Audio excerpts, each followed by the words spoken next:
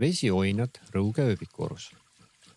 Vesioinas on seade, mis kasutab voolava vee jõudu, et vett ülesmäge pumbata. Muud energiat seade tööks ei vaja.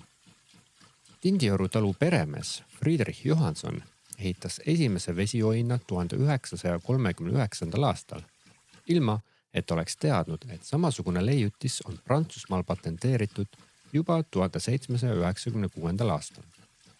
See ainulaadne seade töötab praeguseni ja suudab tõsta umbes 3 kuupmeetrit vett ööpäevas 30 meetri kõrgusele ja seda täiesti ilma elektrita. Vesioinas sobib paikadesse, kus on voolav vesi ja veetasemete vahe.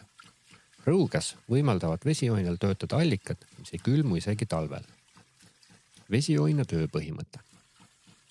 Toiteallikas mööda pealevooluturu voolav vesi haarab kaasa löögiklapi, mille sulgumisel tekib hüdrauliline löök. Löögi jõul surutakse vesi survekambri allosas asuva klapi kaudu survekambrisse. Kui veesammas pealevooluturus peatub, kukub löögiklapp tagasi algasendisse ja tsükkel kordub.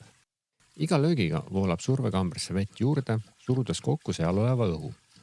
Kokku surutud õhu toimel voolab vesi mööda peenemat toru mäest üles veepaaki.